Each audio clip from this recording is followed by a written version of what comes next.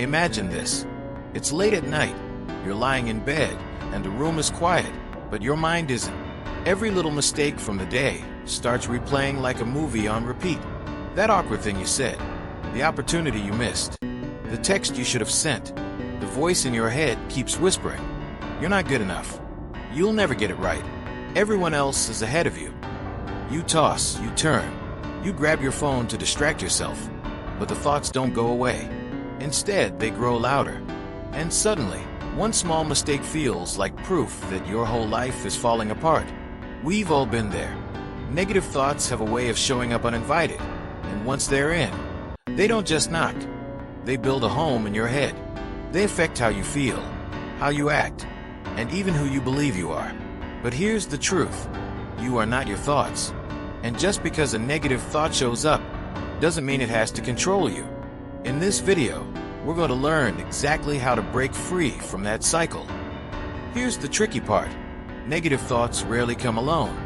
One shows up, and before you know it, it multiplies. You forget one small task at work, and suddenly your brain says, "See, you're careless. You're not reliable. People can't trust you." That single thought spirals into a whole story about your worth. Psychologists call this the thought, emotion, action loop. It starts with a thought, "I'm not good enough." That creates an emotion, shame, fear, or anxiety. Those emotions shape your actions. Maybe you avoid opportunities, procrastinate, or stay quiet when you should speak up. And over time, those repeated actions start shaping your identity. You begin to believe, "This is just who I am." It's like having an invisible bully living inside your head. That inner critic, that voice of doubt, loves to exaggerate. It doesn't whisper the truth. It shouts your fears. It takes one mistake and paints it as your destiny. And the more you listen, the more powerful it becomes. You don't just think negative thoughts. You start to become them. That's how thoughts end up controlling your life. But here's the good news. Just because the voice is loud doesn't mean it's right.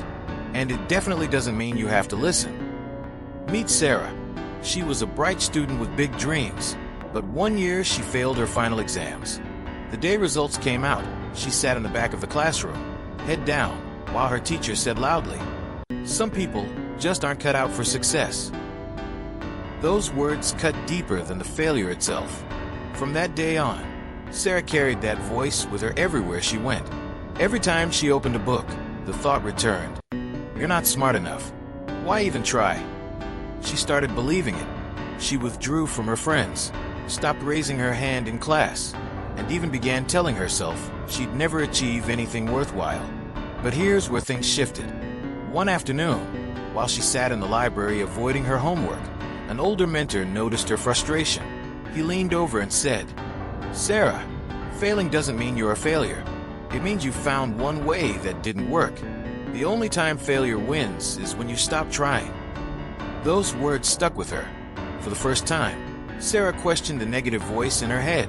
She began to study differently, taking smaller steps, focusing on progress rather than perfection. Slowly, her confidence returned. A year later, Sarah not only passed her exams, she became one of the top students in her school. But more importantly, she realized the battle wasn't with the test. It was with her own thoughts. Her story proved something powerful. Negative thoughts don't define us. What we choose to believe does. So now the question is, how do you stop negative thoughts from controlling your life? The truth is, you can't always stop the thoughts from showing up, but you can stop them from controlling what you do. Think of it like training a muscle.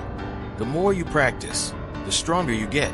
Here are 5 powerful steps that will help you build that mental strength. Step 1, catch the thought. The first step is awareness. You can't fight what you don't notice. The moment you feel your mood drop or your confidence shrink, pause and ask yourself, what thought just ran through my head? Write it down in a journal or even on your phone. The act of naming it takes away part of its power. Step 2, question it. Once you catch the thought, don't accept it as truth. Ask, is this a fact or just a fear? Most negative thoughts are predictions, not facts. I'll fail this project. Really? Has it happened yet? No, it's just your brain guessing. When you question it, you loosen its grip. Step 3. Reframe it. Now replace the negative with something more empowering. If your mind says, "I'm terrible at this," reframe it as, "I'm still learning, and every attempt makes me better." You're not lying to yourself. You're shifting perspective. The thought goes from a dead end to a stepping stone. Step 4. Take opposite action. Don't just think differently, act differently. If your thought says, "Don't speak up, you'll embarrass yourself," do the opposite. Raise your hand. Share your idea. If it says, "Don't try, you'll fail," take one small step forward anyway. Each opposite action proves the thought wrong, and over time, your brain learns a new pattern. Step 5. Repeat until natural. This isn't a one-time trick. It's a practice. Just like you don't build muscle from one push-up, you don't build resilience from one reframe. Every time you catch, question, reframe, and act, you're training your mind to get stronger. Eventually, it becomes second nature. Remember, the goal isn't to have zero negative thoughts. The goal is to stop letting them be the driver of your life. With these steps, you move from passenger to pilot. Let's go back to Sarah. For months after failing her exams, she lived under the weight of negative thoughts. "I'm not smart enough. I'll never succeed." Those words played in her head on repeat, shaping how she felt and what she did. But then she started using the very steps we just talked about. At first, she simply caught her thoughts, writing them down in a notebook. That alone helped her realize how much her mind was lying to her. Next, she began questioning them. Is it really true that I'll never succeed? Or is this just fear talking? Slowly, she learned to reframe. Instead of saying, "I failed," she told herself, "I'm learning." And instead of avoiding challenges, she took small, opposite actions, raising her hand in class, asking questions, even when the voice told her to stay silent. It wasn't easy, but day by day, the voice of doubt grew weaker, and her confidence grew stronger. Within a year, Sarah wasn't just passing her exams. She was leading study groups, helping others who once felt the same way she did. Her transformation proves something powerful. When you take back control of your thoughts, you take back control of your life. Here's the truth. Negative thoughts will always try to visit, but they don't get to decide your future. You are stronger than the voice in your head. Remember, your thoughts don't define you. What you do next does. If Sarah's story taught us anything, it's this. Resilience isn't about never falling. It's about rising every time you do. And the power to rise begins in your mind. So the next time those thoughts creep in, catch them, question them, reframe them, and take action anyway. That's how you take back control.